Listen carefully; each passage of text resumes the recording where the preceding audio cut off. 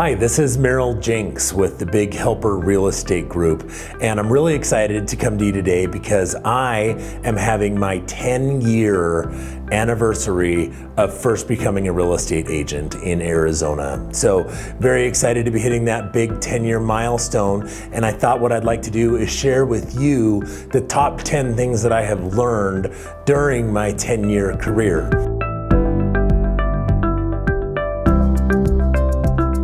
The number one most important thing that I feel like I've learned during my 10-year real estate career is to always put the client and their needs first.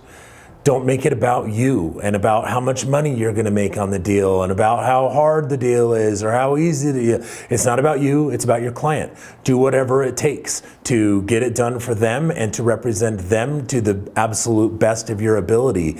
I know that that's something that everybody says. I think it's something that everyone kind of gives lip service to, but I do cross sales and interactions with other agents all the time who are totally making it about them. And maybe they're complaining about how much money they're making on a deal or complaining about they had to kick in $1,000 for this, that, and the other. And I have just always, I don't even hardly pay attention to what a commission is on a deal or anything like that. I've got my client, I'm doing my best to help them out. I do get paid in the end for it, but I'm not making it about me and what I'm gonna get paid. Obviously, I get paid really well and it's a very lucrative career, but don't make it about how much money you're making or anything like that. Clients can detect commission breath from a mile away. Number two, it is nothing like HGTV. I talk to people who are thinking about getting in real estate all the time, and almost everyone says, I love watching HGTV, and I love watching HGTV too. It's very entertaining and very fun, but actually selling real estate is nothing like that. It is really, really hard work. And it is not just an easy, I'm gonna go show my client 3 homes, they're gonna buy $1 million house, and I'm gonna cash a $30,000 commission check. There's a lot more work involved, and it's kind of funny. Before I got into real estate, I thought, it's gonna be so great to be my own boss and make my own schedule, and I'd love to work less nights and weekends and holidays. And boy, when you get into real estate, you better be prepared to work lots of nights, weekends, and holidays. And as the great Tom Ferry would say, you better be ready to row your face off. It is very hard work, but it is also very high reward. Number 3, it gets easier. I know I just finished talking about how hard it is, and it is hard, but I have found that each year I stay in real estate, it gets progressively a little bit easier each year. Not just because you're more experienced and you've come across more scenarios and you know how to conquer more issues and you're more confident and all of those things, but if you're doing it right, because you're gonna be getting a lot more repeat and referral business, and that is gonna make your life a lot easier. You've probably heard the failure rate in real estate is incredibly high. Something like 90% of all the people who get their real estate license are no longer licensed within 2 years. And the ones who stay, only around 1% of them average 2 sales a month. So, there's not a lot of agents who are making a ton of money and, really killing it with real estate. There's people that are making a living, but there's not a lot of people who are becoming millionaires by, being a real estate agent. And, but what I have found is a lot of agents are giving up too early. The first year or two was really hard and you make almost no money and you're really out. I mean, if you're in only a year and you're making awesome money, that's great. But the vast majority of agents I see, they're in for a year or two, they're not making what they want to make, and so they leave the business. And to me, that's sort of like, opening a hair salon or opening a restaurant. You got to get your name out there. You got to start building up a client base. And if you're taking great care of people, within a couple of years, you're going to start to get referrals and repeat business and more repeat business. And before you know it, you're doing nothing but repeat and referral business. And it gets a lot easier, and you're not having to be out there doing 4 open houses a week like I did when I was a brand new agent. Number 4, don't try to do this business alone. There's just too much to do. There's too many plates to spin. You either need to have an assistant or you need to be on a team.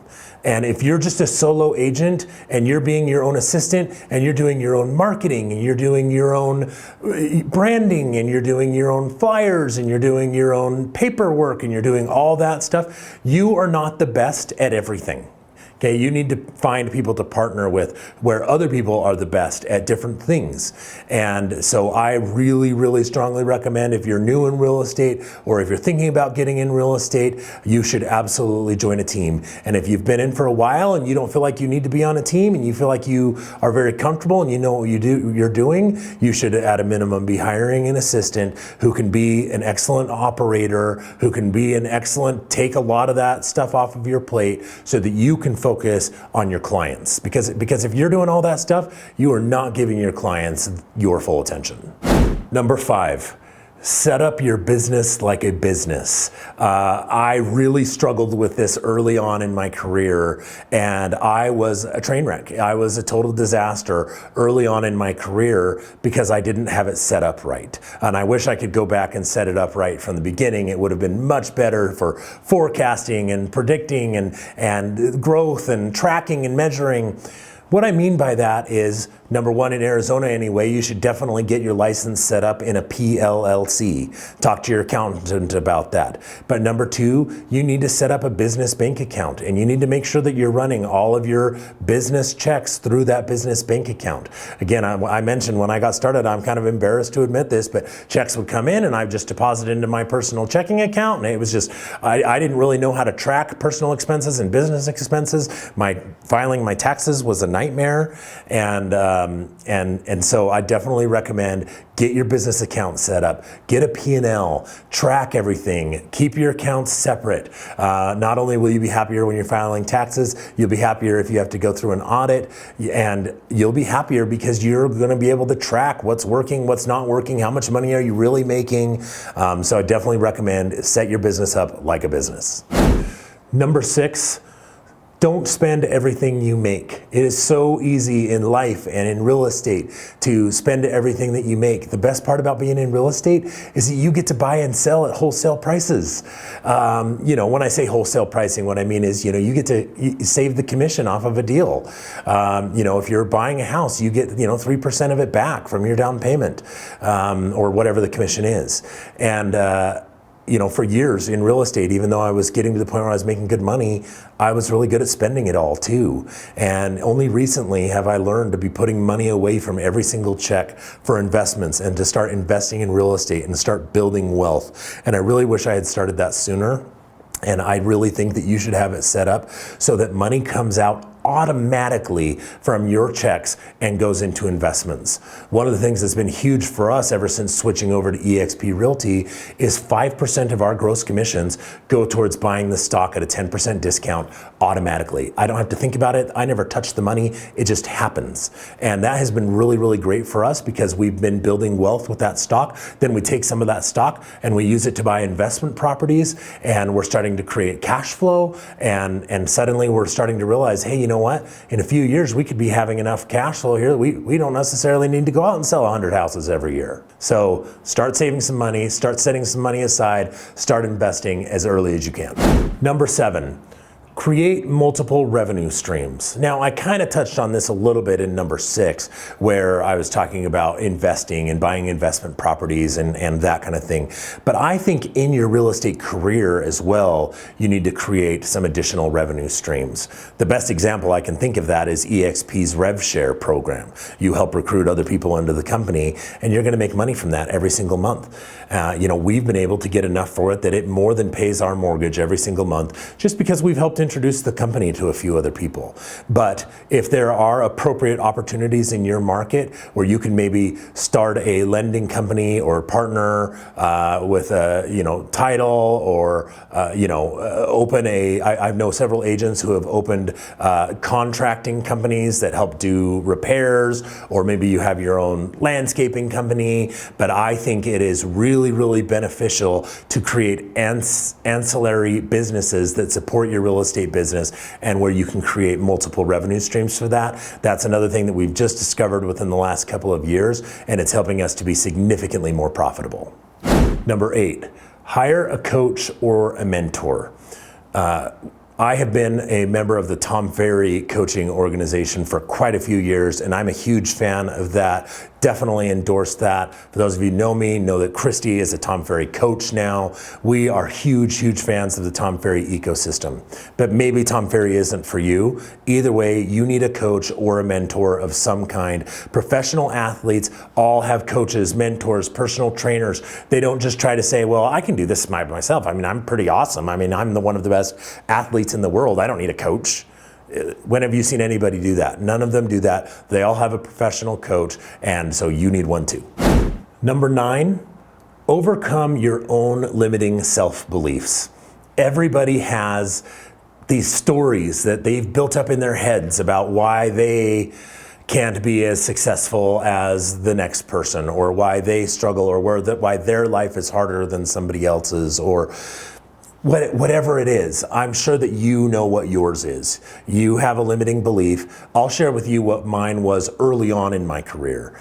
And it evolves. You know, we all go through different things. But when I was first getting my real estate license and I was 27 years old, and most of my clients were much older than that. And I kind of had this limiting belief that, you know what, maybe I can't sell houses because people just feel like I'm too young and I'm not experienced enough. And who's gonna wanna buy a house from someone who hasn't experienced, buying and selling multiple homes yet? I did own a home at the time, so I was a homeowner, but still, I felt that people were judging me based on the fact that I was young.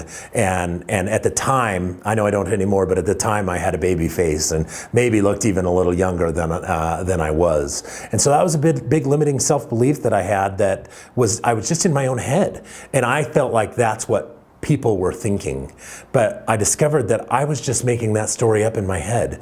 And I found a way to spin it around. And I said, you know what? You're right. I am younger than most agents. But guess what that means?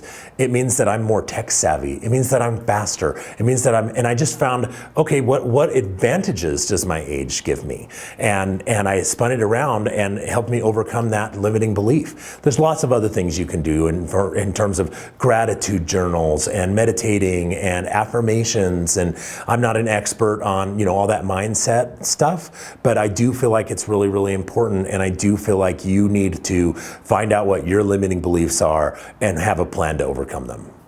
The 10th thing that I've learned is a little bit unfair, because you can't duplicate it. And that is to have a Christy and a Kelsey. So I have two absolutely amazing people who have completely changed my life and my business. Our operations manager, Kelsey, does like absolutely everything for us and for our team. Totally has helped us grow and helped us become more successful. I did touch on earlier in one of my earlier points about having an assistant, but she is way more than an assistant in our world. She is our ninja warrior and does absolutely everything for us. And then Christy, of course, my amazing wife, definitely not duplicatable. Funny story that I have to tell you about this. When she first came into real estate, I had already been in for about 5 or so, maybe 4 years, and she came on to come help me because I was at that point where I needed another assistant, and so she decided to get a real estate license, come work in real estate with me. And one of the things she was really excited to do was start working our past clients. She wanted to start sending out to all of our past clients a month, a quarterly market update, and she wanted to start sending birthday cards and home anniversary cards. And so she said, hey, can I get a list of all your past clients? And I didn't even have, I didn't have it all in one place. I was like, well, maybe you could talk to our lender. He might have some, maybe the broker has some information. Our CRM might have some of that information, but you're gonna have to match up the names to the tax records. And I didn't have an organized list. She came on, got it all organized. We started getting birthdays, and now they send out all these birthday cards and home anniversary cards and Independence Day cards and Christmas cards and occasional gifts and all these things. And it has blown our business up in terms of getting more referrals and more repeat business. And it has been absolutely critical for me in my life to have a Christy and a Kelsey, because I definitely would not be where I am today if it was not for their help. So those are my 10 things. I hope you found it helpful and informational, and that you'll be able to use some of it to implement in your business or in your life. If you're thinking about getting into real estate, I'd love to chat with you more about opportunities that we might have on our team. And if you would like to hear more content like this or follow any of our other stuff, please follow, like, subscribe, and I look forward to connecting with you soon.